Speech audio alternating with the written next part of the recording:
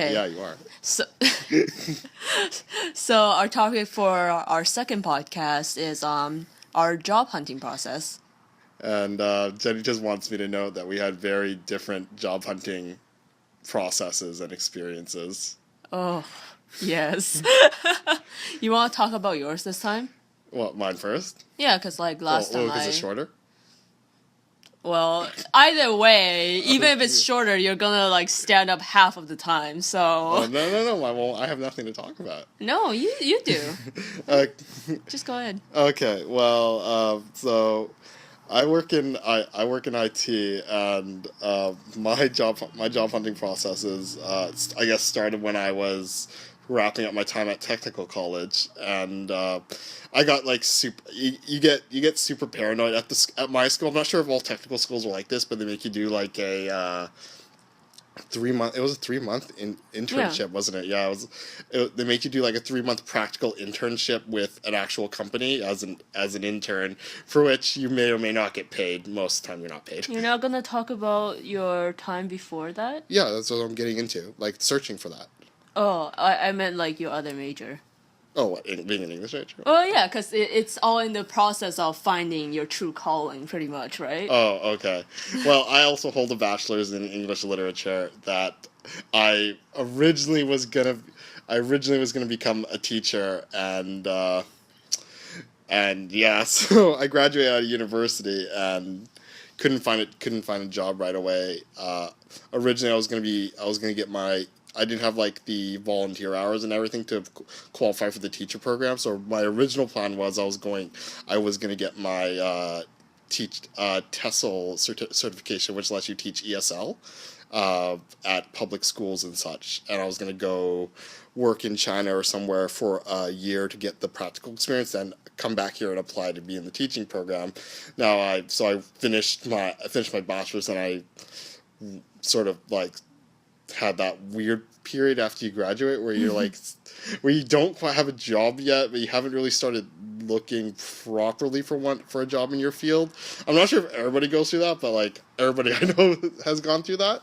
It's sort of like it's sort of a weird period of time because you work so hard for the degree, and then suddenly you don't really know what to do with yourself. Yeah, it's kind of a weird time. But anyway, so afterwards I like went and my close friend, he told me about the program he went through to get his teaching job. So I thought it was a good idea. So I went and applied for the program. I graduated from it. So I got the certification to teach ESL, and then I did it for like 3 months, and I'll be honest, just wasn't happy doing it. It's like Wow. it's not anything particular. It's just like it's kind of that feeling where like you go to work every day, and for the first month you're excited because everything's new, Yeah. and like this is your job. You do it. You're like and like, but as the excitement kind of fades away, you kind of realize really quickly It's not your thing. it's not your thing. Yeah, exactly. So like then you start sort of droning throughout your day, Yeah. and like I kind of feel like if you don't, especially if you're in like a field where like you're supposed to teach people, you're supposed to help people. Essentially, the company I worked for prepped like groups of ESL students for like career specific items. Like companies would have hired them already overseas for their technical expertise or what have you, and they contracted us to be within a timeline to get them up to speed English wise, so they could operate and integrate into the company. Like that was like on top of normal teaching ESL courses like for university and high school, but that was where a lot of our jobs went. So I taught those courses, and it was, I don't know, it just really wasn't my thing. So then after that I resigned, and sort of honestly I'll admit I wandered around, didn't really do much. Like I worked a part-time job at Toys R Us for a while, which I held the entire time. I was in ESL and for most of university. And you still worked there when we Yeah, started dating. Yeah, so I was at that job for a while, but it was just a part-time thing. So like it was kind of like a really selfish kind of time if I think about it. Pretty much all I did was go work my part-time job, come home, and then go out with friends, but and try not to spend too much money living at home. It was kind of like a really selfish time. Like, I wasn't really contributing much to the household or anything like that. But like there was a good like probably not a year, but like close to a year of that until like I kind of just realized that I wasn't gonna find like the teaching position that I wanted. I had to at first I kept trying to tell myself like, oh, maybe it was just the school I taught at, but really in the end, I had to kind of just realize that maybe teaching wasn't for me. And from there, I just made the really. It is a really hard decision to decide to go back to school. It's not a simple thing because you spend so much time with the mentality to try to get out of school again, and then I decided to go back to technical school. Then I ended up in IT and ended up in IT. And but it turned out a lot better. It turned out a lot better. I'm happy with my job now. And now this is the part that Jenny will glare at me about all the time. Well, I won't do it anymore because I'm okay now. You were glary for a while. Oh yeah, of course. So okay, so actually, it's much more funny when you tell it. Why no? This is sure? your story. Yeah, I'm gonna talk about my long like process of finding my potentially like pretty much true job, like true dream job now. Okay, so I'll go. Okay, so pretty much during my internship at when I was at my technical school, BCIT. Yeah, go BCIT. All right. But we did an intern. I did my internship there, and this story is why I honestly believe that a lot of the job searching, part of their, as much as I hate the fact that it is true, part of it comes down to luck and timing of landing that job. You can't like exclude that part. Like as a factor. No matter how great you are. Luck and timing always has something to do with it. Luck and timing's a factor. Because, okay, so pretty much what happened was we had a 3-month internship. One of the guys at my internship on the IT team, he got sick. So I told him, you know what, I'm not doing anything right now, and like I could appreciate the extra experience. All this, like, it was sort of like my tiny hope that they would hire me afterwards. But at the same time, like, you know, there's always that possibility. But at the same time, you also want to leave a good impression because when you're entering a new field, these people are going to be your only reference, and you want them to say great things about you. So an extra week in exchange for a roaring great reference is a pretty good investment. So I did the extra week with them, and on my last day, our network architect, he came up to me and he asked, "Hey Tony, so I'm not sure what the situation is, but did we offer you a job?" No? Okay, so he's like, "Oh, that sucks. It was great working with you, but I want you to call this number. My wife works at UBC. They're currently looking for somebody with the exact same skill set, but they don't have anybody on hand that can fill the position internally. It will be a contract position, but you know it's a good way to get your foot in the door." So I did that. I went for the interview like the Monday right afterwards. You brought me along. Yeah, too. Jenny came with me because like my contract had ended. So you were so worried. I was very worried because you know it's really intimidating the first time you interview for your like first field of study professional type job, and you get super nervous. So I brought Jenny along for encouragement, and I was literally driving home and I got a call that I got it and to show up the next day. Yeah, you got called like within a few hours. Yeah, really quickly. Yeah, the mic is here, right? Yeah, the mic's right here. Okay. Yeah, so I got a call really quickly, and then I worked there for a year, and then my contract was wrapping up there for like a year, and they decided not to renew. But so they were courteous and they told me that.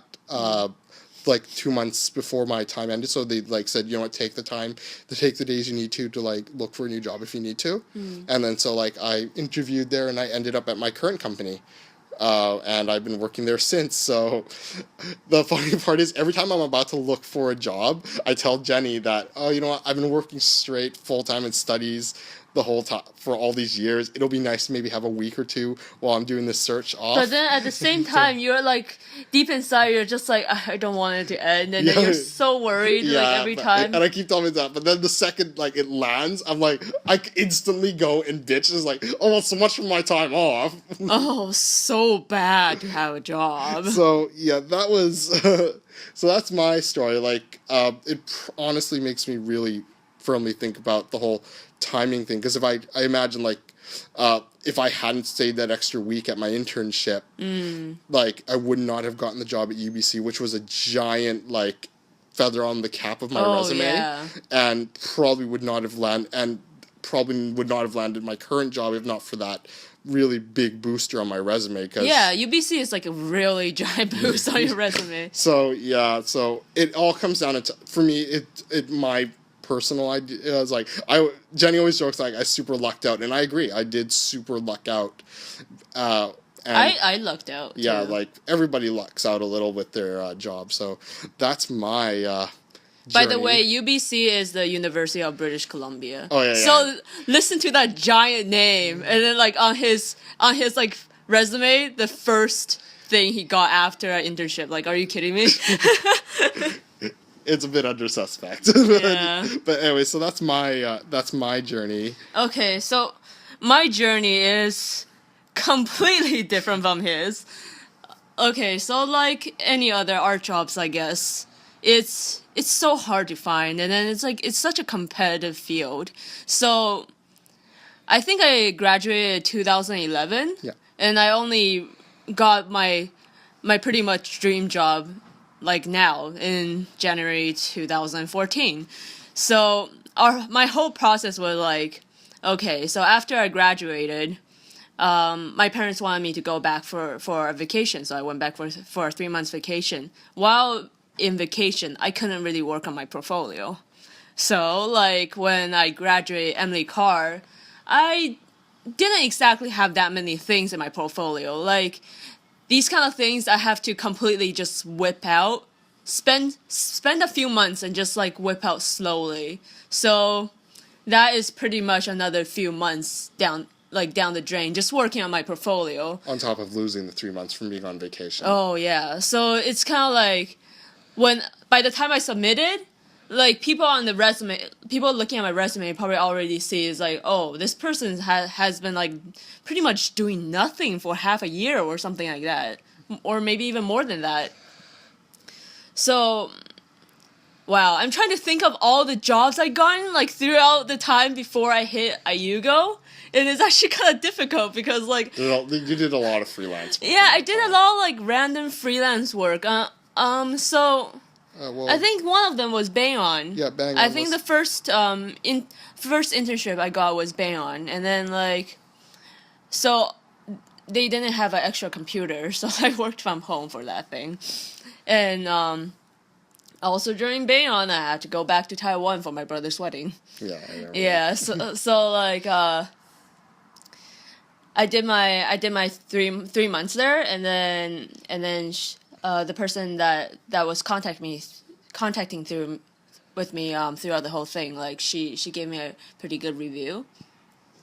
And then they did say there will be a position for me like around the winter time, but that never really happened. That never panned out, yeah. Yeah, so like needless to say, I was pretty disappointed because like I was hoping something would come out, because like the whole job hunting process for me was like like now opening my resume folder, I literally submitted throughout like pretty much all of the studios in Vancouver for my jobs, and like including like small time studios and everything. You must have been like at least 20 applications.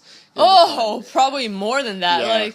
Like these are probably a lot more than that. This is including like random Craigslist and then just like small teaching studios and stuff like that. Like I pretty much submitted to everything that I feel I could do.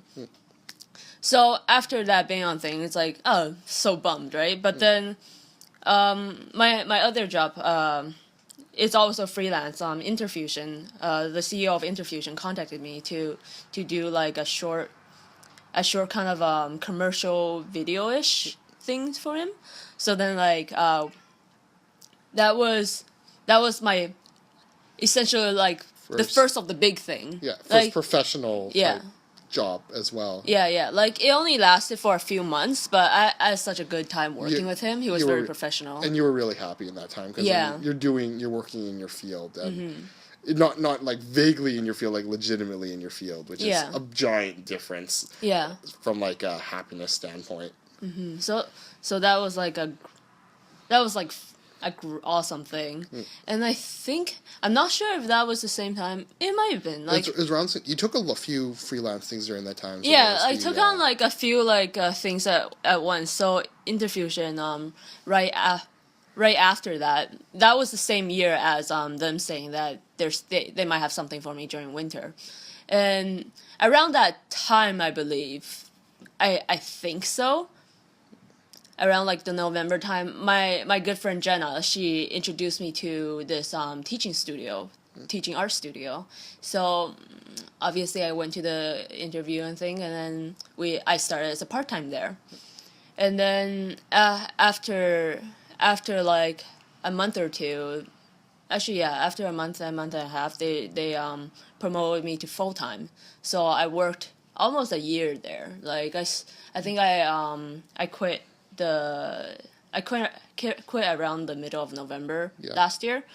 So like I'll be completely honest, like your job, I didn't exactly like it. Like in the beginning I enjoyed it. There's always like that. Yeah. That honeymoon period with any job. Yeah, but then the thing was like I picture it as like I'm helping these artists like get into what they want. Like I love the fact that I'm helping them achieve their dream thing, right? Yeah.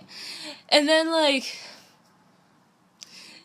okay, you know what? I'm not working there anymore. I'm not gonna say anything like too big about it. But don't say the name though. No, I'm not gonna say the name. I'm not gonna say the name of the studio. But like, I just essentially when I started working there, they tell me like I'm essentially being hired to be the bad guy of the teaching studio, which is like whatever. You always need a good cop, bad cop, right? Yeah. And like especially my face is kind of scary looking. I'm good cop. Oh, you're always gonna be good cop for like. You're so much more approachable than me. So after like teaching there, like you always get students that are demotivated about what they're doing. Like maybe it might not be their thing, or like they just don't feel it that day. But then like I've always felt like if you want to do what you want to do, like why would you complain about it? Like why would you always be so demotivated to do these things, right? So you can click it and check if you want. I know you want to. Oh, okay. So like, to me it turned to a complete bummer. Like, bummer drummer.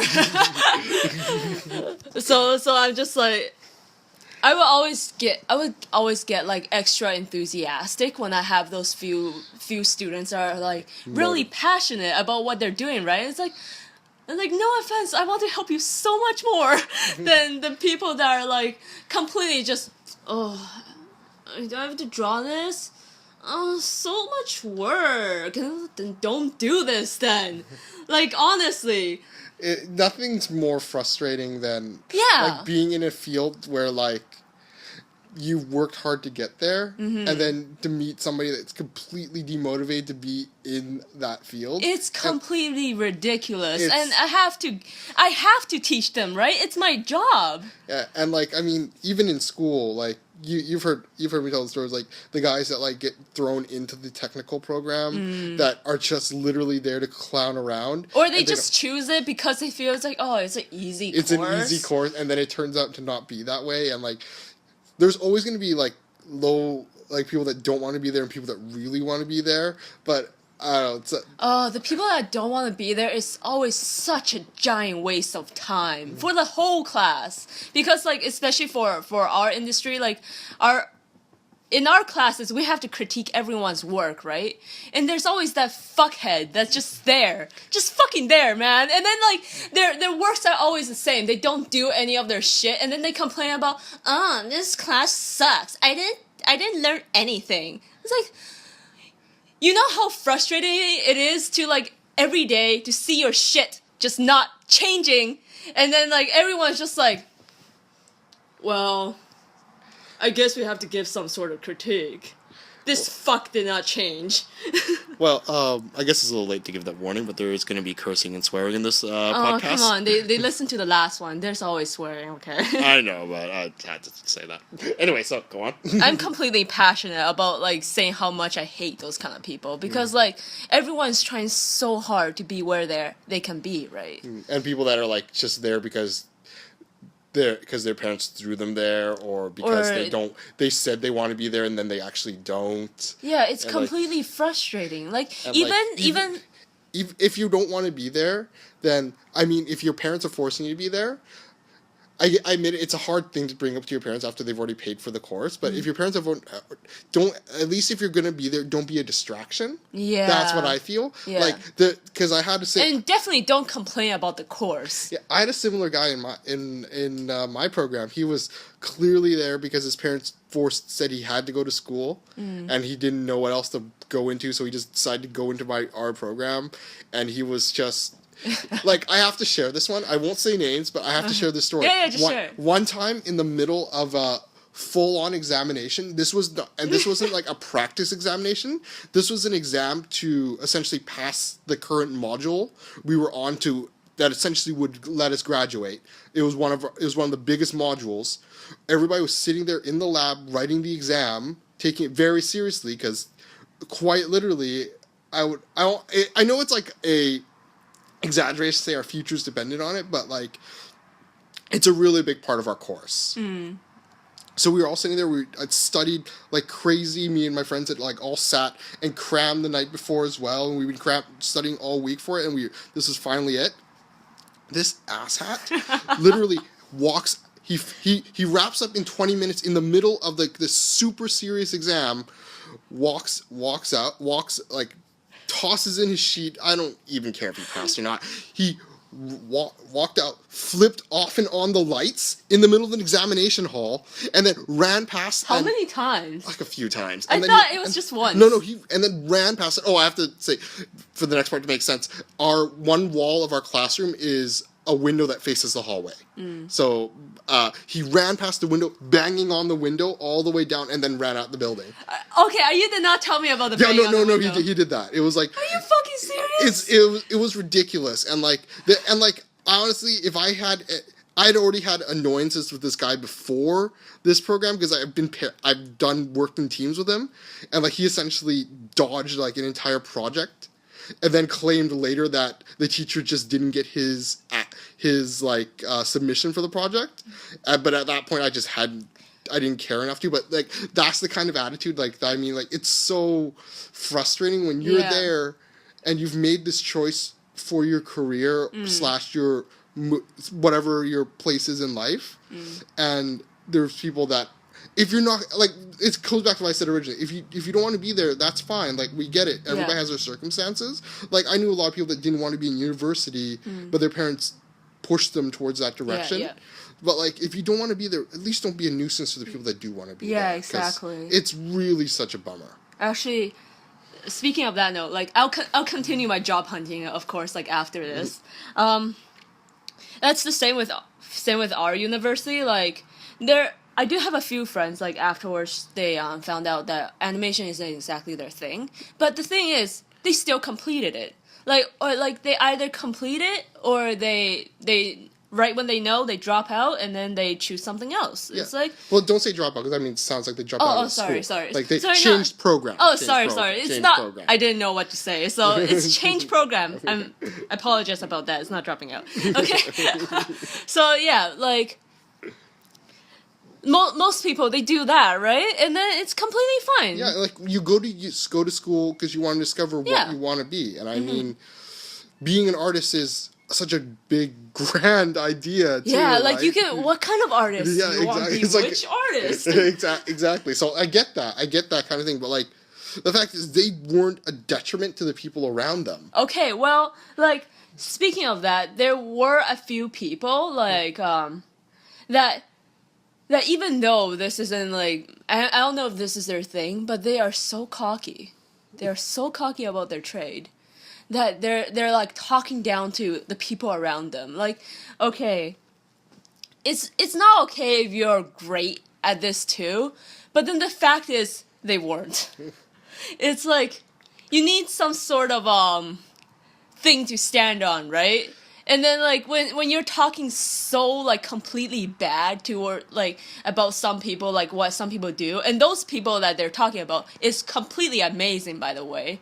It's like I'm not gonna say who it was that was like talking about it, but then one of the cocky assholes did talk about my friend, and she's completely amazing at what she does. And I'm sure if she listens to this, she would know who she is. Could you just imagine all your friends? And like, should I just say this? No. Could you just imagine all your friends are listening to this cast? They're like, oh, she's talking about me, isn't she? Okay, should I? No. It's funnier that way. No, like, no, I want to say the name. No, you can't. Okay, fine. You can. Okay, like anonymity. Okay, as long as they listen to this thing, they'll know who it is. Like, okay, so she finished her film. Like, she was the fastest to like do all her stuff, right? And then like throughout the whole grad film time, she was the fastest and she completed, and like her film looked amazing. And then like while this douchebag was like pretty much shit talking her behind her back and saying like, oh, if we were in the industry, she would be working under me.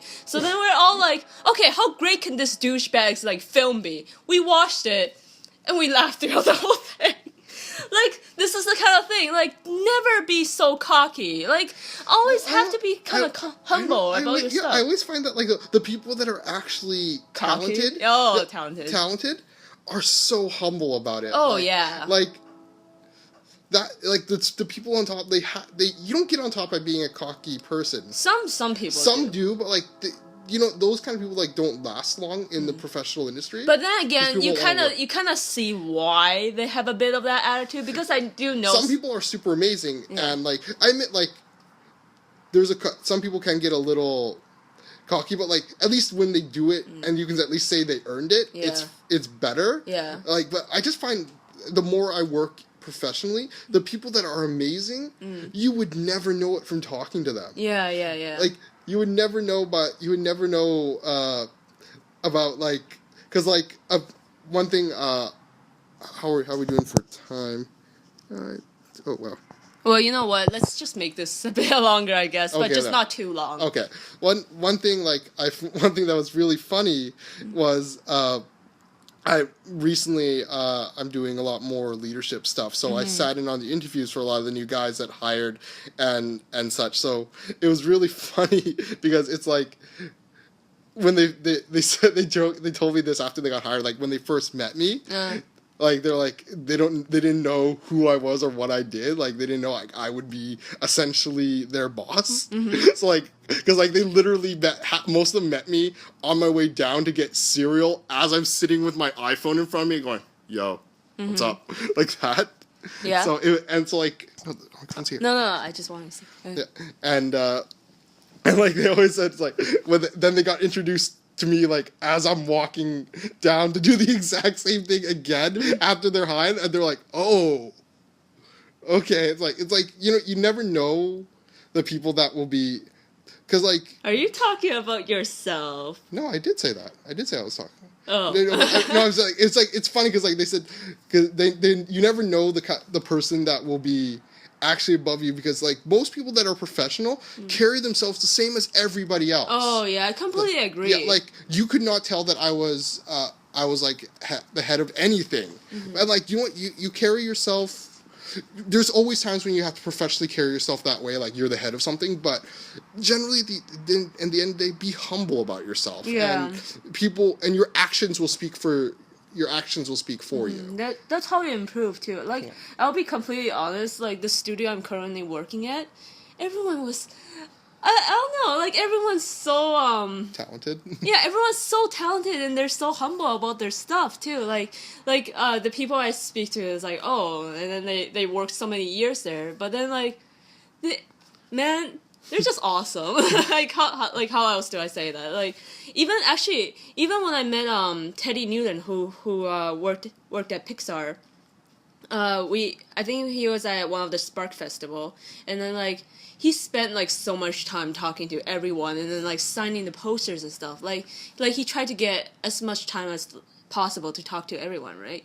And then like he's so high up in his career, but he's so nice and humble. It's like those kind of people are truly amazing to me. Well, yeah, because I kind of feel like it's always been like my belief that the people that are to get high up, you always have to believe there's somebody higher than you. Yeah. Because you always have to believe there's somebody you can aspire to be. And like I always believe that, and like I mean, our entire careers are built on the shoulders of like those that helped us push us up and pull us up. And I firmly believe that to this day, that as long there's professionally, I think my career's gone a good way, and even now I see like I don't even see the top of the mountain, like figuratively. Like it's like there's so many people that are like better than me that you aspire to. And Yeah, like, for sure.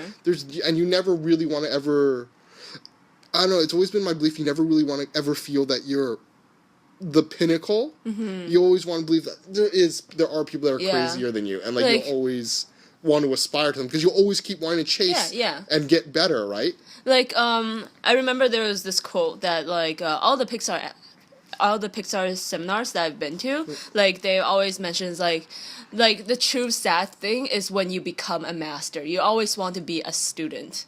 Oh yeah. I firmly believe that as well. Because like you then when you become a master, you want to you by that definition. Like what else do you do? You can only teach other people, right? Like you always want to see your things improve. Yeah, exactly. But anyway, so you want to get back to your story now. Well, yeah, okay. So anyways, like as I was continuing about the studio I originally taught at, let's just say there's a lot of those people who just didn't feel like they really wanted to be there. They're just like really demotivated about their stuff and stuff, and then like there's demotivated because they didn't want to be there, not demotivated because they were having challenges. Well, you have to say that. Okay, I have to say both. Like some of them, like they want to be in this industry, but then they're very lazy. Lazy. Lazy. Okay, I was gonna try to be polite, but no, they were being lazy. They was fucking lazy. Okay, so it's those kind of people that made me feel really dreading going to work. Like not only that, there was some stuff that happened, but I will not get into that. But like that was also essentially like a large part of it. And then it's my job to try to motivate them, right? And all this stuff. But then like of course, I try my best to, but you're fighting a losing battle when they don't want to even be there. Especially when like it felt like this. Oh, okay. I guess I won't talk about this part. I was gonna talk about how like especially when it felt like they didn't really respect me as a teacher. Yeah, like that's a topic for another day. That can go on for a lot of time. Yeah. Because like not because of what I was doing, but because of different reasons, and I won't talk about that part because I guess it's a bit sensitive. Well, yeah, I think that could be. If you want to talk about it, we can talk about another cast. Like, really? Yeah, we could talk about it. All right. We could talk about like, I guess we both taught. We both taught and we both worked shitty Joe jobs. So, yeah, that could be another podcast. So, but I completely admit, like, I so love teaching the artists that, like, they were so enthusiastic about what they were thinking of, and then they're just like, I really want to get into this school and all that stuff, and then I'm just thinking, and they're willing to do the work for it, too. Yeah, they're so willing. Like, they spend so much time on it, too, and then I'm just like, you know what? I don't even give a shit if I spend extra time on you because I want you to achieve what you want to do, right? Like these are the kind of artists that it's really worth teaching, and then you just feel so satisfied teaching them too. Like they potentially like essentially they kind of remind you of yourself too, right? So, anyways, like. That was the job before I got at Yugo. Like after I decided to quit, like after quitting, I was again okay. Actually, I haven't said that time when I was just really depressed about job hunting. There was like a really long period of time where like no matter what resumes I give in or like how many interviews I go to, like just nothing seems to happen. And then Tony was with me at that time, like, and I'm getting emotional actually. So how long did that last actually? It was a few months. Yeah, it was pretty much like half a year at least. Yeah, well, right? it was. Well, it was before you got hired at the art studio too. Yeah. You were dealing with a lot of rejection. like I had freelance jobs, but they were part time, right? They couldn't really financially support me, so I also have to. Sorry about like if I do get emotional, I think I am getting emotional. Like that time was so frustrating to me because like I have to try to find some way to support myself, right? But then like I couldn't. Like I just couldn't find that job, and then Tony was actually the first person who like gave up. Can you talk about the meat thing? Huh? The meat thing? The meat? Remember we gave up meat. Oh yeah. While Jenny was searching, Jenny's getting a little emotional, so it's okay. I'll tell the story. When Jenny was searching for the job, we kind of like did this thing.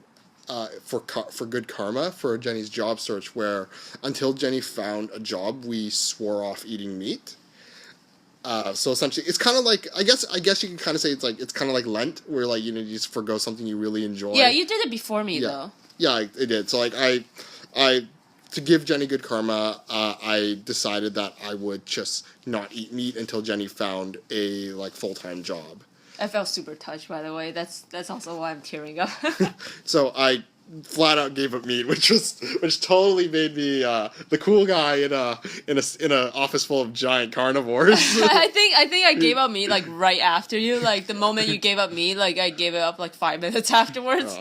But anyway, so we did that to like to bring good karma for Jane to find a job, and it was it's a small thing. I mean, it's a small thing that we can do to be supportive. We're horrible vegetarians. I think that was like the part before Bayon actually. Yeah, that was it. Like pretty much like until Jenny found like something that she could do professionally, I gave up meat, and it was like it was a few months of that. It was like half a year. Yeah, it was. Was it more than half a year? I'm not sure, but it was pretty long. It was a long time. We actually got pretty good at being vegetarians. Yeah, we did. we did. Our vegetarian friends were super psyched because. And then after they knew we got back to meat, they're like, oh.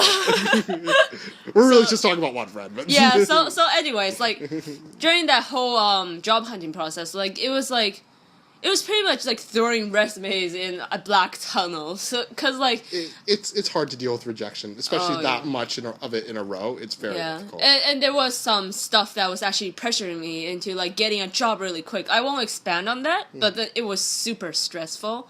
Like aside to the fact that I felt like I couldn't really financially support myself, and like I know my parents are always very open to it. Just like just rely on us until you're able to support yourself. But then like there's always that thing in my mind that's like, you know what, I'm an adult, I should be able to support myself, and I'm going to. So like I will try to make that happen as much as possible. Like even until like I don't know, I guess like I'm dried as hell, just laying on the ground like a corpse. Yeah, that's never gonna happen. Yeah, it's just I guess it's like ego thing. I'm not sure what it is, but then like. Yeah, so throughout that time, like, I was super depressed. Like, Tony saw me cry so many times, like, throughout the entire job hunting process. And then it's the mindset of also, like, that was after I made the film about, like, pretty much, finding your dream job, no matter how much it takes, like, no matter what you've been through, just go for your dream job. Like, that time I was saying, oh my god, I made this.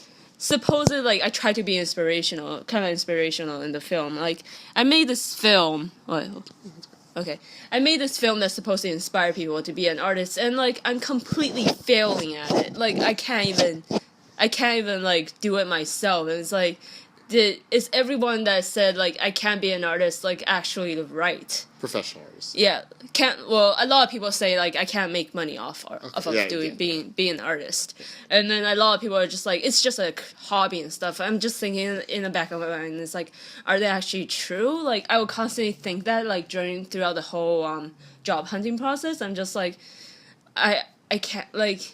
It's so hard to see myself like working my dream job right now. Like that was how I felt. I felt so defeated and so depressed throughout like the whole job hunting process.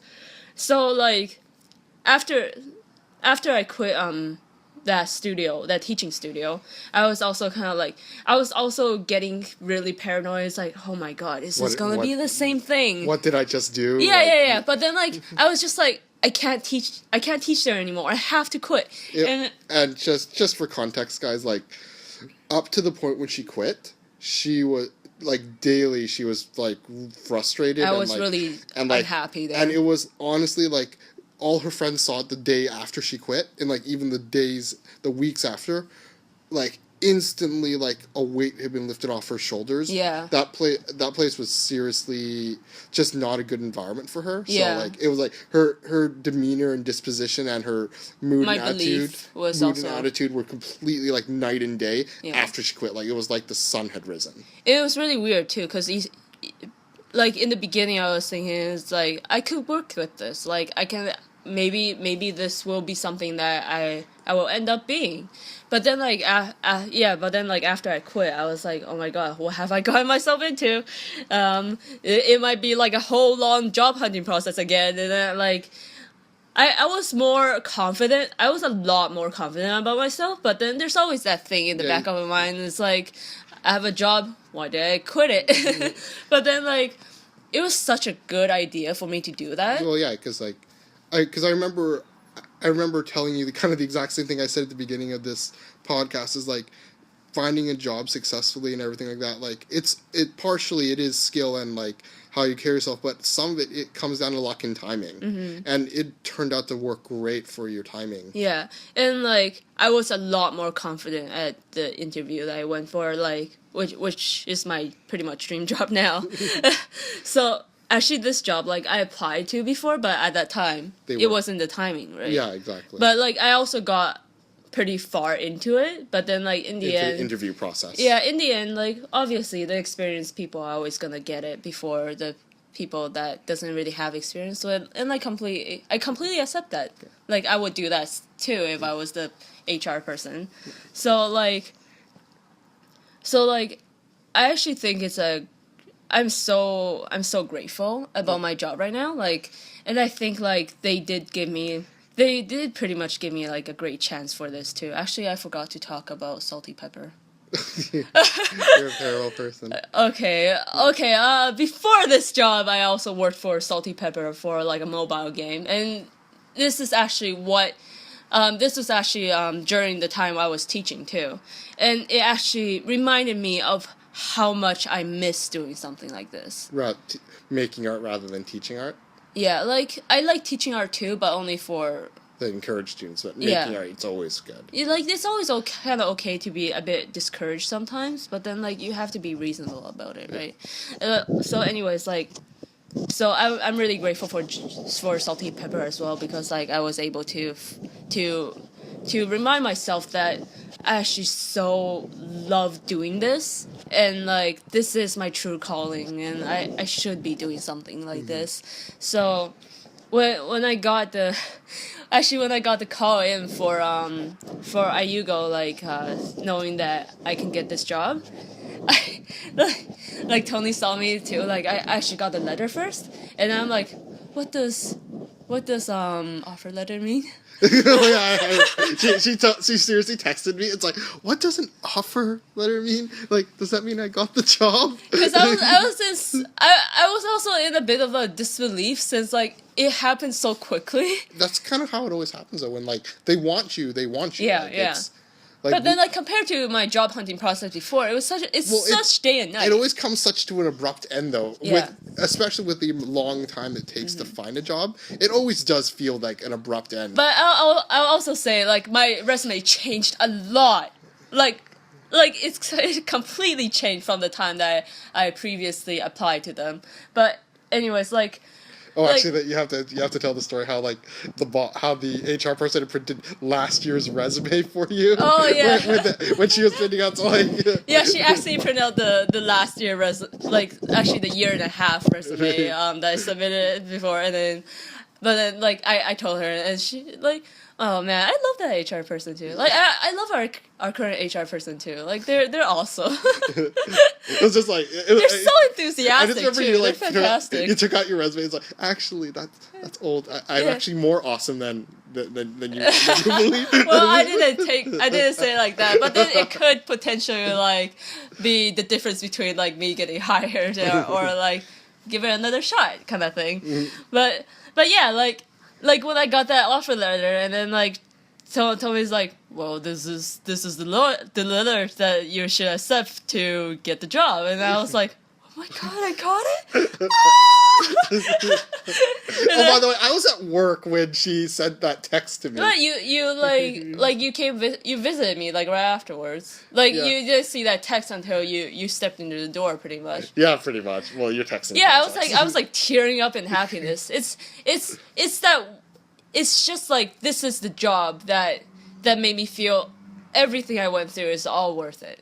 Yeah. And like I have to be grateful for every job I've been through, because like if I haven't went through them, like I'm not sure. Every bit of an experience helps you kind of get to that. Yeah, to for the sure. end. And then like also it made me so much more grateful for my current job as well. Like every day I'm like going there, and then by the way, I'm very willingly like staying to like finish up certain things that I want to stay at, and then like every day I'm just, instead of looking at the clock, it's like, oh, how much longer? I'm like looking at it, it's like, is that all the time I have left? And I have to keep on going, like something like that. Yeah, it's a completely night and day feeling. Yeah, and like every day I'm just going in doing the stuff I love. It's like so worth it. Yeah, so that was also my story. Like I also went through that very long, dreadful, like, oh my god, am I even gonna be able to do what I set out to do? Yeah, and you're happier now. Yeah, I'm so much happier now. And But- I have to note for those bookkeepers and timekeepers out there this time, Mikochi talked so much more than I did. My story is so much longer. I know, okay? but like you're like, oh, Tony talks too much. She totally went to this podcast saying, Tony, no matter how long my story is, you're gonna just talk the whole podcast. Okay, I'm gonna get nothing. But like I kept on telling Tony how I said I have to tell this story to all the people that like are pursuing this similar career as I am, because like I think a lot of professionals too, like they went through that dreadful like job hunting phase where you're just like you're not sure what you're doing, and then you're so like defeated every day, but then you just keep going at it. Yeah, it's a rough thing, and like